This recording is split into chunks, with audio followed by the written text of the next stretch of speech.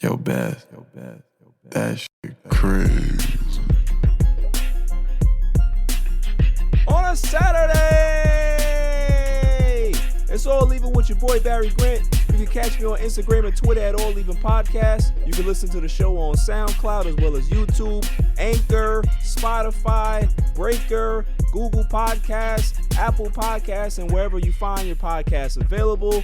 What a great Saturday it is. Lots to get into. It's a new year. Everybody's burning their sage. They're going to church. They're, wishing for great things for the 2021. There's nothing wrong with that. Whatever works for you, do it. But make sure you put the work in so you can get exactly where you want to go.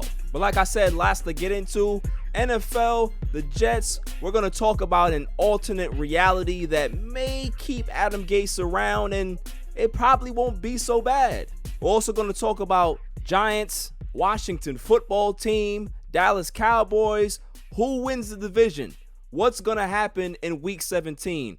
Raheem Morris is getting interviewed for the Atlanta Falcons job. I'm going to talk about what I feel about that as well. Phone a Friend is back. We have a great guest on the show today, GABBY Rosenthal from the Kicks and Shit show. And last but not least, the greatest segment on the planet, Dummy of the Week. So let's just jump right into it. NFL Week 17 is upon us. There's a lot of stuff that's going on. We have divisions on the line. We have coaches getting fired. And on the eve of possibly Adam Gase getting his walking papers, being sent home from the Jets after 2 failed seasons, let's look at this from a different perspective, a different reality. What if the Jets retain Adam Gase? What if they say to themselves, Adam Gase has not been given the weapons that we should have given him to be able to be super successful. We feel we should run it back with Adam Gase. So what do? Joe Douglas says, we're going to go ahead and we're going to trade this number 2 draft pick. We're going to trade down, trade back, get a whole bunch of assets, and they draft well. The Jets have the best draft they've ever had. This is the historic moment in the Jets history that they end up blowing the doors off of the draft, and they have all of these guys looking like they're going to pan out. At that point, they retain Sam Darnold. They go ahead and they enter free agency, and they pick up a whole bunch of great players. They pick up some defensive backs. They pick up maybe a defensive end. Maybe they pick up a couple more offensive linemen. Maybe get a receiver. And the 2021 season starts, and the Jets are just beating everybody up. The Jets are now 8-0 or 7-1. Everybody in New York is talking about the Jets, how successful they are, how everybody's proud of the Jets, and they possibly may be one of the best teams in the AFC, if not one of the best teams in the NFL. Sam Darnold is having a comeback player of the year type of year. The rookies are panning out. They have some great receivers. The free agents that they brought in have really added some toughness to this team. The Jets are looking like a world beater. They're looking like a great team, a force to be reckoned with. Would Jets fans be happy that Adam Gase is still the head coach? Or would Jet fans feel the same way that they're feeling right now, that Adam Gase needs to get fired? See, the reason why I bring this up is because winning can kind of change people's minds sometimes. Sometimes winning can just be, we're doing, everything's doing great. We don't want to touch anything right now. While some people are like, no, I still hate the coach. I still don't like where this team is going in regards to their front office. I want it to be changed. So I asked the question, if Adam Gase was still the same jerk that he was, pulling people's press credentials, releasing this player because he didn't like the way the player didn't come to him first to speak about certain issues, about his role or whatnot. If Adam Gase was still the same boring interview in the press, would everybody care if the Jets were winning? Would anybody care if Sam Darnold was producing? Would anybody care if Woody Johnson and Chris Johnson were still the owners of this team? Just like how we can say as fans, oh, well, Sam Darnold just needs a chance. He needs some weapons. He needs, a good quarterbacks coach to be able to develop him. He needs everything to be right. He needs a great offensive line. Maybe Adam Gase needs the same thing. Maybe Adam Gase needs the same type of security blanket that Sam Darnold needs. Remember, we're still living in this alternate universe, this alternate reality. But what if they keep him? What if? I had a friend tell me the other day, we were on the phone, if Adam Gase comes back, I swear I'm going to take the year off until they hire somebody else, then I'll come back. He's that fed up with Adam Gase. He's that fed up with the organization. He's fed up with how things are looking, and I can't blame him. Most Jets fans feel that way. They're very, very annoyed with this regime. They're very annoyed with Adam Gase because he's not a personable coach. He doesn't look like someone who knows what he's doing. Compare that to Todd Bowles. A lot of people had problems with Todd Bowles too, but at least Todd Bowles didn't come off as so standoffish as Adam Gase has. So people kind of tolerated Bowles a little more than they tolerate Gase. But what if they decide to keep him and everything works out? Jet fans are going to cheer. They're going to be happy. Everybody's going to be so excited to see what happens to this team for the remainder of the season. Are they going to be able to get to a Super Bowl? Can they get to an AFC title game? Can they win the division? All of these things is, what to expect. Oh my goodness, this is so exciting. But Adam Gase is your head coach. So the same fans that wanted him gone, now things are different because they're winning. You now love Adam Gase? Sometimes a coach needs things to be just as good as a quarterback needs it. Because do you think that the Patriots kind of regret not giving Pete Carroll an additional look? Now, the fact that Pete Carroll has turned into a Hall of Fame coach? Do you think that the Cleveland Browns regret not retaining Bill Belichick after what he's created with the Patriots? Like, you can go down the list. Sometimes coaches are not given enough time to actually figure it out and have the pieces in place and be able to establish their culture. Sometimes they need things to be perfect for them too. So it's just something to think about, that as much as Jet fans hate Adam Gase, as much as Jet fans hated all other coaches that came in here and failed miserably, sometimes you got to look within and say, did we actually give that coach enough to look competent? Did we give him enough to have a chance to be a great head coach? Was he in a good, comfortable situation? Was he given all the things that he needed to be able to showcase his skills as a motivator, as a head coach, as an X and O's guy, as an offensive guru, whatever you want to call it, defensive mind? Was he given enough? We do it to players. Oh, man, if this running back had a great offensive line, he'd be a better running back. Man, if this wide receiver had a better quarterback to be able to get him the football, he would put up bigger numbers. Man, if this quarterback had a great line and a good running back, he would have so much more time to be able to throw the ball downfield and go through his progressions and actually look like a good quarterback, like I know he is. Same things can be said for coaches. So it's just food for thought, Jets fans. Sometimes, just sometimes, coaches need that too. Because look at it like this. If Adam Gase were to go somewhere else and be the next best head coach, Jet fans are going to be like, why he couldn't do that here? Why he couldn't do that here? Well, maybe he got what he needed in that organization. Maybe they gave him exactly what he needs to be successful. That's all I'm saying. That's all I'm saying. Coming up after the break, who wins the NFC least? Is it the Cowboys? Is it the Washington football team? Is it the New York Giants? On a Saturday, it's all even. I've had so many people tell me that Anchor is great. Anchor is this, Anchor is that. But I have to tell you, man, those people were right. If you haven't heard about Anchor, it's the easiest way to make a podcast. Let me explain. It's free. There's creation tools that allow you to record and edit your podcast right from your phone or your computer. Anchor will distribute your podcast for you so it can be heard on Spotify, Apple Podcasts, and many more. You can make money from your own podcast with no minimum listenership. It's everything you need to make a podcast in one place. Download the free Anchor app or go to anchor.fm to get started. Why wait? Get at it now. Welcome back, y'all. NFC least. Week 17. Everything is on the line. We got 3 teams still in it to win the division. Isn't that crazy? 2020 has been a horrible year. Awful year. And this division has been a microcosm of 2020.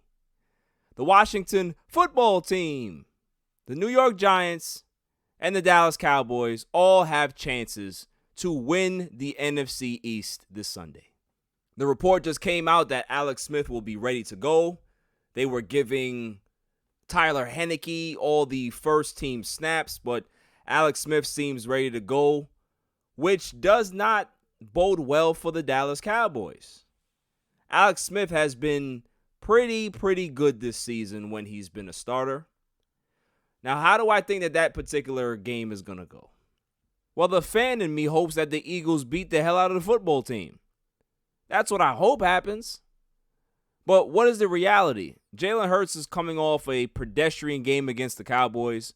He's not accurate. He definitely can move out of the pocket, but with that football team's ability to rush the passer and put pressure, what is going to happen to Jalen Hurts in that game? Is he going to be comfortable enough to be able to throw the ball downfield and make plays? Is he going to be comfortable enough to be able to flush out of the pocket to see what else he can do, either on a check down or downfield or with his legs? Is he going to have that time to be able to make those decisions? I don't know. I don't think so. And can this defense for the Eagles contain that Washington football team offense? Ron Rivera has done a phenomenal job with this unit. This MASH unit that he's inherited has some really good dynamic young players. Terry McLaurin, Gibson, the running back, phenomenal. Chase Young, defensive end. They have pieces here. So they're not so bad. And Ron Rivera has done a fantastic job, as I said. For the Eagles, many Eagles fans want Peterson gone. Many Eagles fans want this roster to be torn down. They want it to be burned. They want it to be disintegrated. They want to just be rid of it. They want to get rid of Carson Wentz. Some want to keep Wentz. So there's a lot of indecision. There's a lot of big decisions that need to happen with this organization from top to bottom. Now, do they have enough to be able to play spoiler here? Do they want to play spoiler? In any situation, that answer should be yes. As a division rival, you should always want to play spoiler. And that segues us into the next game. The Dallas Cowboys against the New York Giants. This is history on the line. These are 2 teams that have storied franchises, 2 teams that hate each other's guts, which makes this game all the better. Because if the Giants win and the football team loses, the Giants make the playoffs. If the Cowboys win and the Washington football team loses, the Cowboys are division champs. This is actually a very interesting Week 17. We never would have thought that this would be the scenario given how the year went for all of these teams in this division. But man, what a finish. What a finish that we'll possibly get on Sunday. We may get 2 really good football games within this division that's been terrible all season long. This weekend may end up really giving fans hope for the future. Whether the Giants come out and play well, win the division, or if they lose but they still play well, you can say, man, we have a lot to look forward to. Maybe we give Danny Dimes another shot. Maybe we draft another quarterback, but we are heading in the right direction. Joe Judge looks like he's actually a decent coach. For the Eagles, they're saying, okay, well, Jalen Hurts may be our future.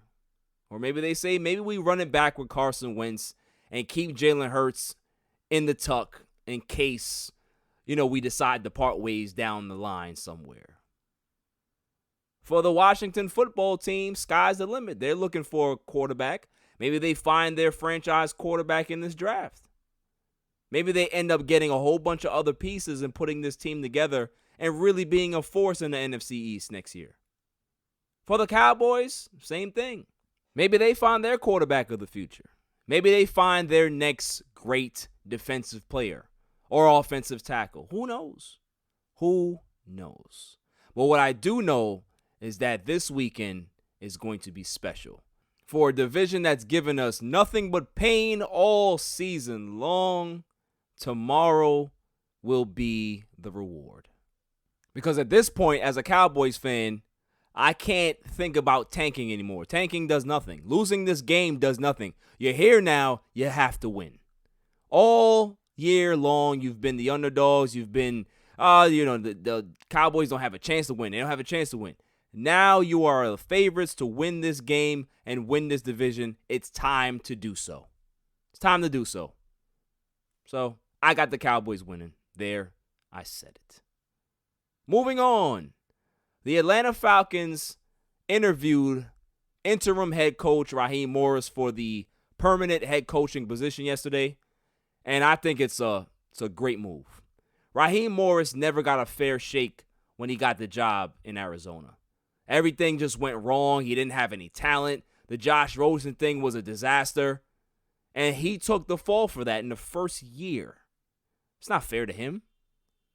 Now he's in another situation where there's a little bit more stability at the quarterback position. There are some roster concerns, or there might be some roster turnover. Julio Jones may be on the way out. The defense is young, but they do have some talent. A.J. Terrell is a decent corner. And I think that Raheem Morris deserves a chance to coach this football team. I think that he has all the potential in the world to be the next good coach in this league. He's tough. He's no nonsense. He holds his players accountable. That is the main thing for a coach. When I look at a coach and see how he's progressing and what he's doing, sometimes it's not about the wins and losses. It's about how you hold your players accountable for their mistakes, for their behavior, for being a professional on the football field. And since he's taken over this team, you've seen an aggression. They've played with some confidence. They've played with some camaraderie. They've played with accountability. That's what you want to see out of a head coach. And I was on IG yesterday, and somebody said to me that Raheem Morris is going to be the next Mike Tomlin. And I was like, yeah, it's possible. We'll see what happens. And the guy was like, no, I'm telling you, he's going to be the next Mike Tomlin. And honestly, I see it. I can see where that guy was coming from.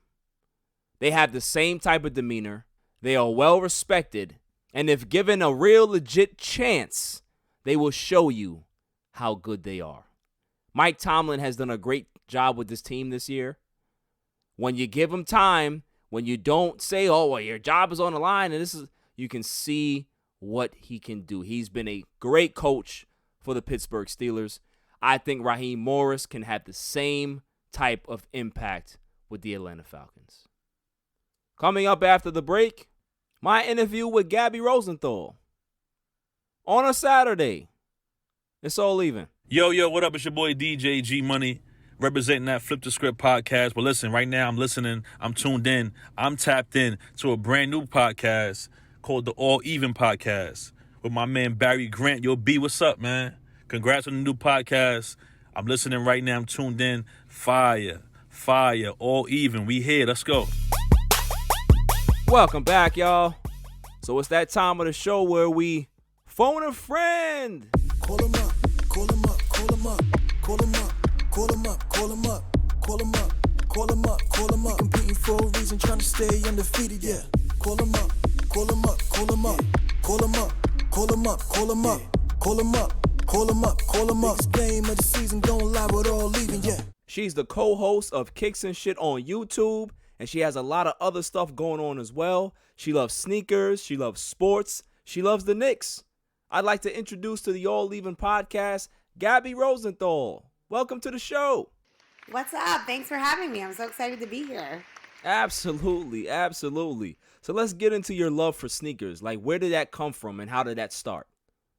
Well, I mean, I've always been a basketball fan. I am convinced that my dad wanted a boy, and then out came me. It's so funny because I have a younger brother who knows nothing about sports. Love my brother. Sorry, Ben, putting you on blast, but yeah, that's just always been the kind of dynamic. And I've been into sneakers and sportswear. I was an Adidas girl growing up, and then yeah, I'm a tall girl too, so like if I don't have to rock heels, cool. But I've just always been into the culture, and ever since I had a pair of the Nike Zoom Flight 95s, my man's Jason Kidd rocked those back in the day. I was like, this is what I need. I used to wear basketball sneakers on the tennis court. Because they have a similar sole. So from a functionality standpoint, I could always get away with it because they're both court sports. So growing up playing basketball and tennis, that was where the love started. But I think I got a pair of the Nike Sky High Dunks after college. They were like at Bergdorf Goodman. They were these fancy collection, like limited edition. I like got a pair through a connect through Instagram and I was hooked. And I'm like, I can't go back to normal life anymore. It's a beautiful addiction, the sneaker culture, but I wouldn't have it any other way. Yeah, that's great. That's great. That's awesome. It's the same thing with me. Like I'm not really crazy into the sneaker game like that. Like I love Jordans, and like I've always loved Jordans. So like I always had the philosophy of rock one, stock one. So I got a pair of Carmines that I haven't touched in years, and they're still there. They haven't oxidized, so they're still looking pretty good. You know what I mean? Like I have about 6 or 7 pairs of Jordans that I haven't touched yet. So I'm a little into the sneaker game because I grew up in the culture, but I kind of fell off a little bit too. That's okay though. I mean, I'm very much in the wear your kicks camp, so I never was in a position where I could either afford or knew to rock one, stock one when I started getting into things. So like my sneakers are all livestock for the most part. If I haven't worn it yet, it's only because I have enough pairs in my rotation now that's why. But I think I need to start doing that and getting more on your level though. But what's your favorite pair of J's? I have to ask. My favorite pair of J's is actually the 11s. Like I love the Concords for whatever reason. It doesn't matter. When they come out, I have to have one. I don't care how bad they look when they get all dirty because when Concords get messed up, that's it. Like there's nothing much you can really do with them. So you gotta buy a new pair. I will continue to buy new pairs. The Concords are a classic, and it's funny that you say that about if something happens to them because I'm a clumsy girl a little bit, and if something crazy is going to happen, it's probably going to happen to your girl over here. And I had just taken my Concords out of the box. I'm like pulling up to the garden. We have a nice parking lot that we can use. I don't have to go that far. So I have my big bag of my uniform, walking into the garden, and I hit a patch of black ice that I don't see. And I'm talking like Mario Kart banana peel style fall, like in slow motion. Feet go over my head, and I'm like laying there seeing stars. And all my first thought is, did I fuck up my sneakers? Are they okay? Are we good? And there's still like a little bit that I can't quite get off because that white is so crisp. Yes. But I'm like, if they do come out again, that's exactly what I'm gonna have to do. I'm gonna have to buy a pair to stock so that when my beaters that I fell outside of Madison Square Garden are finally showing their wear. It's just a battle scar. But I know what you mean. I like a pair of fresh kicks to keep them looking fresh too. Definitely. Now, what else do you have going on? So I try to keep it busy over here. I work in PR and marketing and influencer. I worked on a campaign with eBay and Anthony Davis for a big sneaker drop at the end of the year, which was really fun.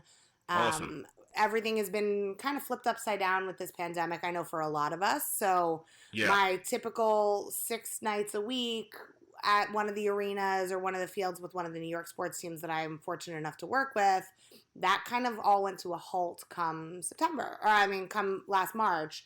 And so I've had to be really creative with my time and freelancing and, that's where we started Kicks and Shit. Gerard and I met All-Star Weekend last year in Chicago, and we were like, there's a vibe here. We need to do something. Let's kind of shake things up.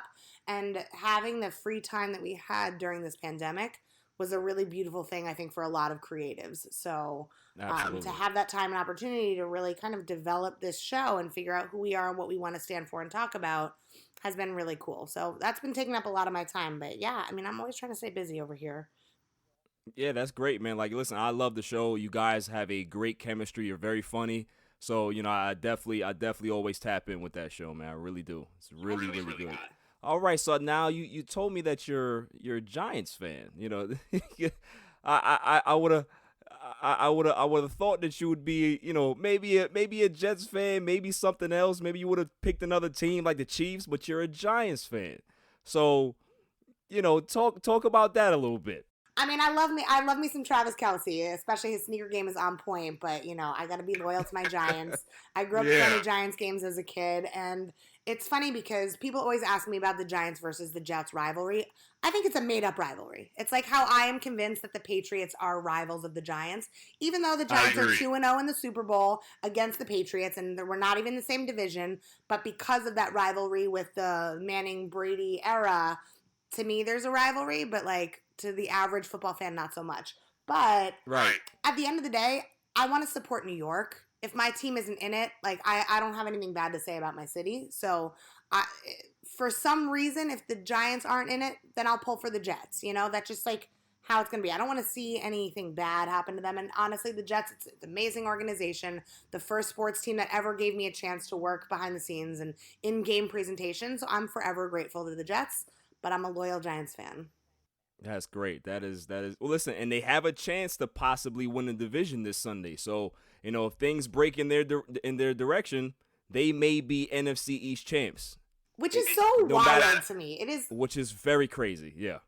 Absolutely wild. It's a weird time, and I think the fact that the Giants have a chance to be division champions in the weirdest season yet, and probably the worst division that the NFL has ever experienced. It's an honor to be nominated, and I'll take it. I'm not going to complain. Whatever it takes. If we get that playoff spot, I mean, the Giants, the one thing that I love about being a Giants fan is that they are never short of surprises, right? The last time we won the Super Bowl, we didn't have some amazing records starting off, but we hit our stride at the right time. And if you hit your stride at the right time, you have one shot, one opportunity to win a game. It's not like you have a series. Anything can happen, and that's what's magical about football and about the New York Football Giants to me.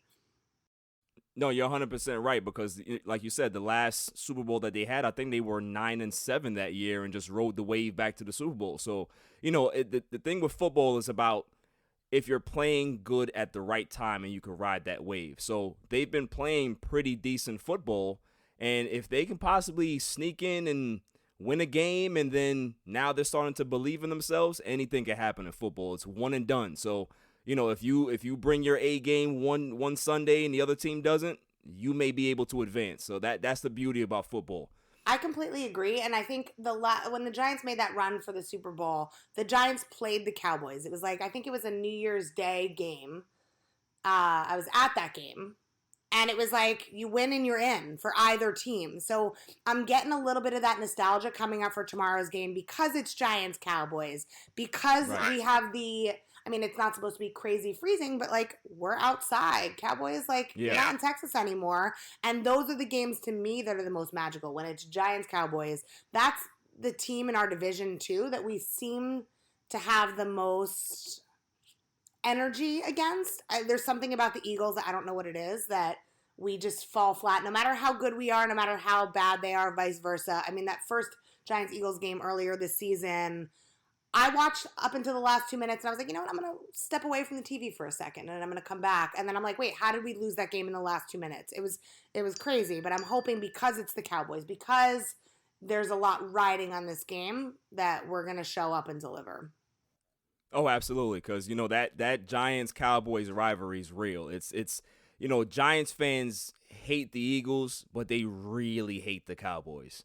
And it's vice versa. Cowboys fans hate Giants fans. So it's always a great game because the atmosphere just gets elevated that much more because it's these two teams.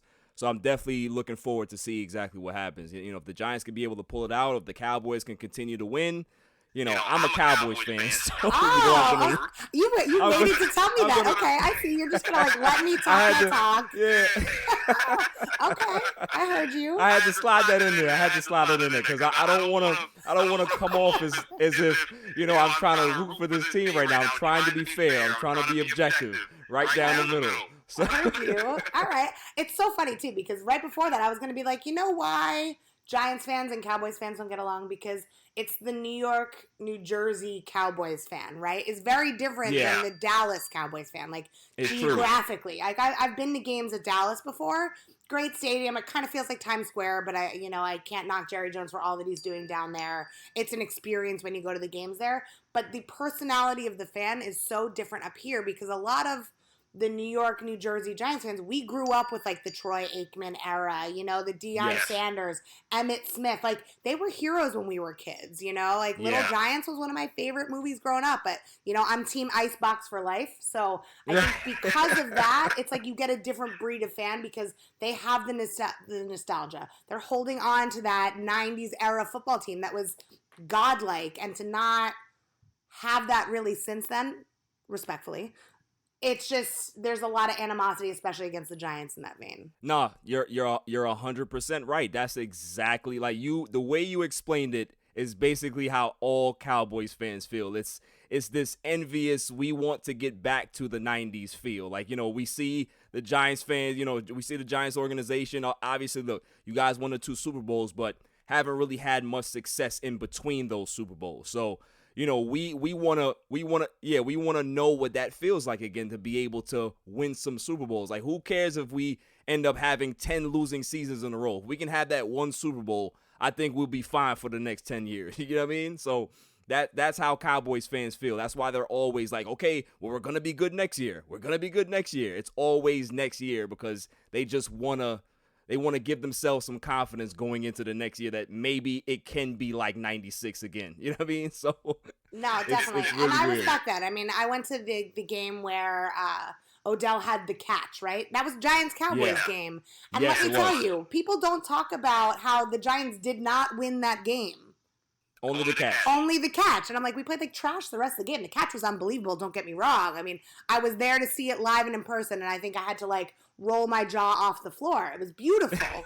But we went home sad. Like, Right. it's just like that unspoken narrative between Giants and Cowboys fans in New York.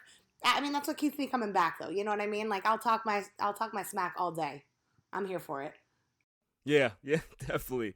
So you are a big New York Knicks fan. We have, the start of the season is here, and the Knicks are 2-3 at this point. There's a lot of different storylines going around. Obviously, Brooklyn is taking all the headlines, but the Knicks right now, they don't look too bad. They actually are playing good basketball. I think they're 9th in like defensive efficiency right now in the league. So they're looking pretty good. Julius Randle is not turning the ball over like a madman anymore. So, what are your thoughts about the Knicks right now? I have so many thoughts. I'm so glad you asked. I love the Knicks. The Knicks were my first love. Like, don't tell my college boyfriend that. He'll probably be upset. But the Knicks, it's a roller coaster. I'm here for it. There's nothing like seeing games at the Garden. The energy, even if the Knicks are the worst team in the league and they go on a run or they have a big play against a big star, there is nothing like Madison Square Garden and the energy of the Knicks. And it's hard for me as a Knicks fan seeing all the chatter about Brooklyn. I mean, we knew this was going to happen. I also grew up going to Nets games being from Jersey. So the Brooklyn Nets are not the Nets that I grew up with. So it's hard when people talk about how that's New York's team. No matter who they have on the team, and I wish them nothing but luck and a good season. I love my friends who work for the Nets, very talented, great people. They're never going to be New York's team. I'm sorry. The Knicks are New York's team, and that's why there's always so much conversation about it. I feel like the media is waiting to pounce on anything good and bad that comes our way with the Knicks. But I agree with you. I think the Knicks with Obi Toppin did some really good staffing up. I think the front office and the coaching staff changes were really great. You can already see the structure that Tibbs has brought to the team. And I think, like, we've had a young team for a while. We've been in a quote-unquote rebuilding year for a while with the Knicks. But this year feels different. It feels cohesive. It feels like a team. You can tell that we put in the work in the offseason. And I think, like, our goals aren't so lofty this year. Our goals are for the long game. Let's get in the playoffs. Let's get an 8th seed. Let's just be there. It's an honor to be nominated. Let's get through it. Then let's do it again the next year. And maybe the year after that. And then now we can show we are a consistent playoff team. We're not a team that's winning the championship, but we are consistently there. And then we can use that as a tool to leverage and recruit some of the bigger names that may have passed over the Knicks in the past.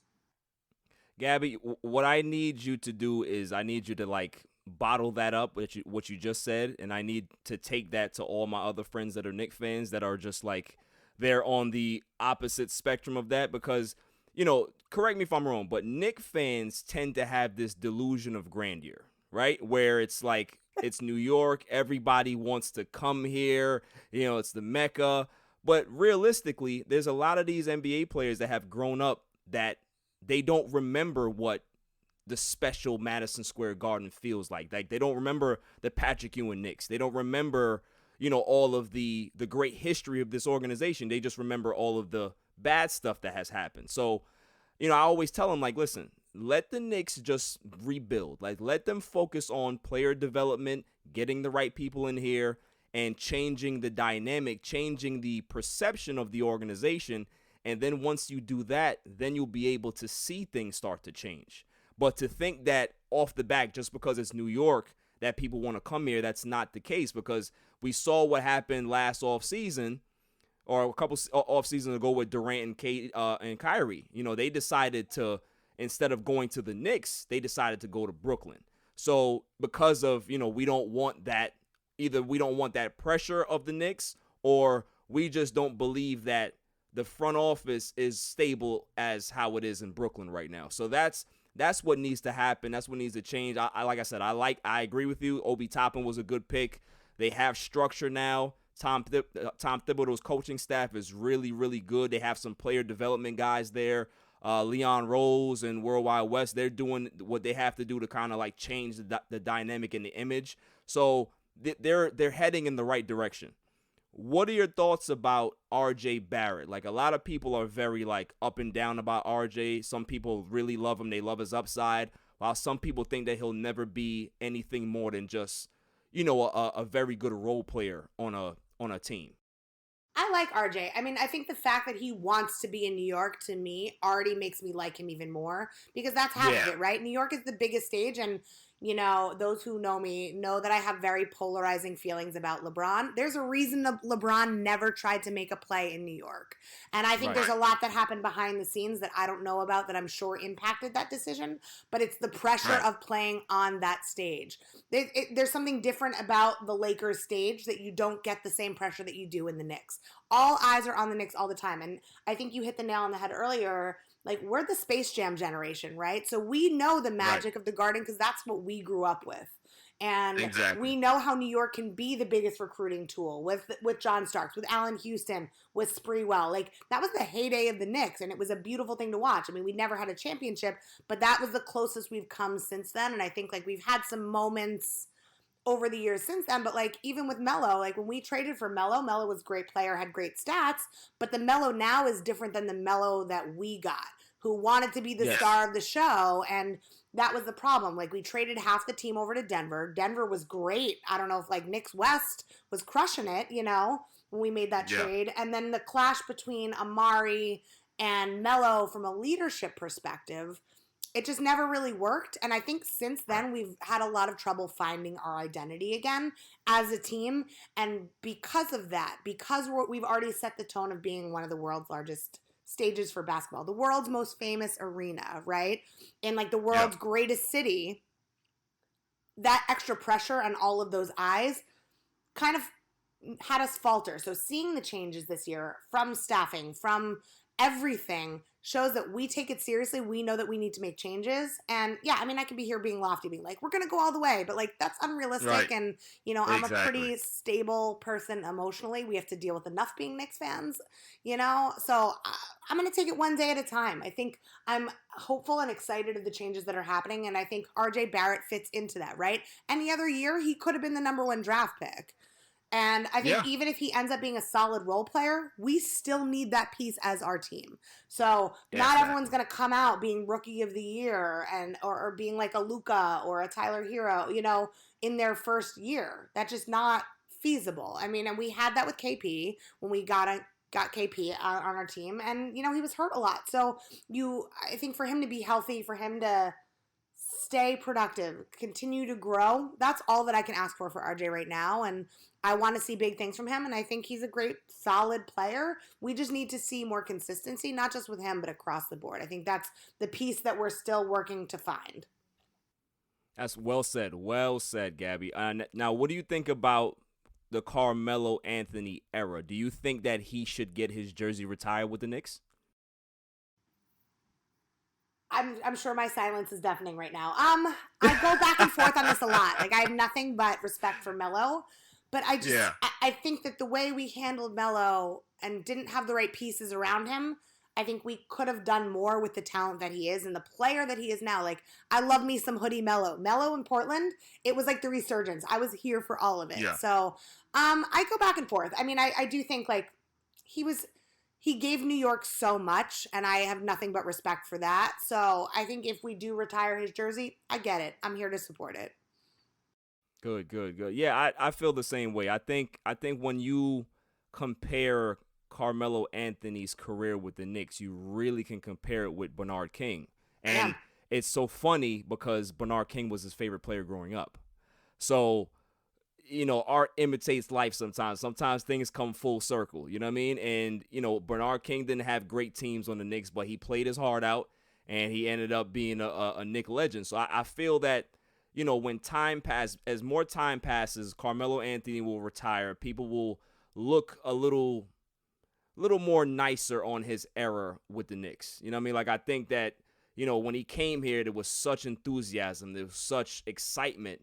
But realistically, what they gave up, you know, as you said eloquently, that they gave up too much. They didn't have to give up so much, but they were so excited to get him that they just put everything in that basket. And, you know, hindsight 2020, I think if they had that to do again, they would say to Melo, listen, you can be able to come here in free agency. We don't have to give up anything. We can be able to just sign you, and you can be able to now put this team together with these young guys. What a young Danilo Gallinari. With all, you know, with Wilson Chandler and all these guys. Yeah. And we can Raymond be able to Felton. make a run. Absolutely. Yeah, Raymond Felton. So, you know, everything just needs to kind of like get some air, get some space, and as time goes along, I think everybody's going to kind of, you know, soften on that stance.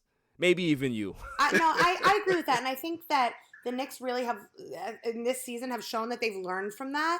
That, you know, we don't need to be hasty and trigger happy to get these decisions. If we take the time to really be thoughtful, we can still get the same results. It's just going to take a little longer, but that's just how it is, and that's how it has to be. And I think, like I said, part of the attractiveness of Melo as a player is that he wanted to be in New York, and he believed in New York, and he was here for a long time. And I think, for me, that solidifies his spot in Knicks history for that reason alone, and he gave everything for it. Like, he could have been like every other player in the NBA, respectfully, and gone to chase championships and rings, but he was like, no, I want to do it in a place that I want to do it. I'm not going to move teams every 2 years, you know? And I think that loyalty to me is something that I really respect about Melo. Like, even with Portland, he's like, I want to be in Portland again. Like, this is where I want to be. I want to grow and build. I don't want to keep jumping around. I don't want to be like, let me be here for a year and then there for a year, like a lot of the NBA superstars do today. Like, the Raptors didn't need to shake up their whole lineup like that. They could have made a play for another championship, and I think they would have had a good shot at it. And because of that, and they were still solid without their major players, but like, the Clippers fell flat. We saw that with Kawhi. They're still flat. So I think there's something to be said about Melo's loyalty and the dedication that he has to the organizations that he commits to when they give him the opportunity to do so. Absolutely. Now, I know it's early in the NBA season, but what are your early season predictions for an NBA Finals? Like, who gets to the finals, and who do you think actually wins the NBA championship? I would love to see Miami go on another run. You know, I was here for that. Like, I'm ready to invest stock in Jimmy Butler's coffee company. I'm here for the Tyler Hero show. Like, every meme of that face that he makes, I'm here for it all day. And, you know, Pat Riley will always have a special place in my heart. You know, he's like the ex that you never fully let go of after he left New York and went to Miami. Like, still haven't gotten over it. But he's a genius. And, you know, the amount of heart and dedication that Miami had, I mean, no one really saw them coming. I would love to see them do big things this season. I think the Lakers are, again, going to be another tough team. And I don't know, Brooklyn's really going to be one to watch if they can figure out how to be consistent and stay healthy. Yeah, definitely. I agree with you 100%. 100%. Well, Gabby, it's been a pleasure talking to you. You know, tell everybody where they can find you and what's going on, you know, down the road. Absolutely. Thank you so much. This has been amazing. I mean, we could talk about the Knicks for like 3 days, honestly. I won't do that to you guys, but you can find me at Gabby Rosenthal on Instagram. Check out our show at Kicks and Shit Show on Instagram and on YouTube. Subscribe to our channel. Help us grow. Let us know what you want to see. And I don't know, let's say a prayer for the Knicks and for the Giants this week. Yes, we will. Yes, we will, Gabby. All right. Thank you so much for, you know, coming on the show and talking to me today. And I'm sure that we'll speak soon. Absolutely. Thank you so much. Definitely want to thank Gabby for coming on the show. You know, it was awesome. We had a great time. She definitely loves her Knicks, man. She's very, very passionate about her New York Knicks. So please check out her show, Kicks and Shit, on YouTube. It's really, really good. Like, share, and subscribe to that channel as well. Support her YouTube page. Wherever you find her, just support her, because she's good people, and she's doing a lot of big things. Coming up after the break, the greatest segment on the planet, Dummy of the Week, on a Saturday. It's All Even. This is Cigar Gents and Gals. Just want to give a shout out to All Even Podcast, the best sports podcast out there. Keep up the amazing work. Also check us out at cigargentsandgals.com. We're everyday apparel for cigar smokers. Let's get it. What's going on? What's up with you? It's your boy, the Candyman, the ALFRE to the D. It's your boy, Alfred from the Rap Lab Podcast. And it's the one and only True G. Just call me the QG from the Rap Lab Podcast. And you tuned in to All Even with Barry Grant. Boy, that shit crazy. Welcome back, y'all. So without further ado, the greatest segment on the planet, Dummy of the Week. Dummy, yeah. We pick candidates on Tuesday and Saturday, and then we pick the winner on that Saturday show. So we had 2 candidates on Tuesday, and man, they're strong. They're very strong. Dwayne Haskins, the Clippers, they're always around. But they don't win. No, there was a late challenger that came in last night. May I have the drum roll, please? And the winner is Dabo Swinney, head coach of the Clemson Tigers. Dabo Swinney is my Dummy, yeah. Because you guys remember a couple weeks ago, Dabo Swinney said that Ohio State didn't belong in the top 4, didn't belong in the college football playoffs. They should have been 11th. That's how talented they are. That's where they deserve to be. Well, that 11th ranked team just blew the doors off you last night. They beat you from pillar to post all night long. If that was a team that was supposed to be ranked 11th in the nation, you would have kicked the hell out of them. But no, they beat the hell out of you. Sometimes, Dabo Swinney, the universe works in mysterious ways. Sometimes when you say something, it kind of frisbees around and comes back at you. It's called karma. The best pro prospect in college history is Trevor Lawrence, in my opinion. Trevor Lawrence had a good game, but Josh Fields played the game of his life. Why? Because big mouths like you don't know when to shut up. It's one thing to motivate your team. It's another thing to give the other team bulletin board material to beat the hell out of you. That's exactly what you gave them. So what are you going to say? You're going to go on the press conference, oh, well, yeah, hats off to Ohio State. No, that's not good enough. What you need to do is apologize to Ohio State. You need to say, my bad, my bad, y'all. I ain't mean to come at y'all like that, man. I was just trying to hype you need to apologize. You need to apologize because you're basically that bully that was picking on that little kid all year. And that little kid got his little glasses and his pocket protector. But little do you know that kid takes Muay Thai lessons on the weekends. Little do you know that kid is a 3rd-degree black belt. So when you tried to actually fight that kid beat the hell out of you. Man, that made my night. What a way to start off 2021 by seeing a big mouth get his ass kicked. I guarantee Dabo Swinney won't do that again. I guarantee he won't do that again. I'm sure the players are looking at him like, yo, if this dumbass just would have just kept his mouth shut, we probably would have had a chance to win this game. You set your kids up for failure, Dabo. Don't do that to your own children, please. Don't hype up your own children. Say, yeah, my son's going to kick your butt. And then your son gets his ass handed to him. And then what you going to say? You're going to have to apologize to your son. Don't do that. Don't do that. Let your players do what they have to do. Let your players speak for themselves. Let their play on the field speak for themselves. You don't have to hype them up. Clemson has been a very good institution over the last few years, and you have been at the front line of that. You are the spearhead of this, but sometimes pride cometh before the fall, and you got to be a little bit more humble, Dabo.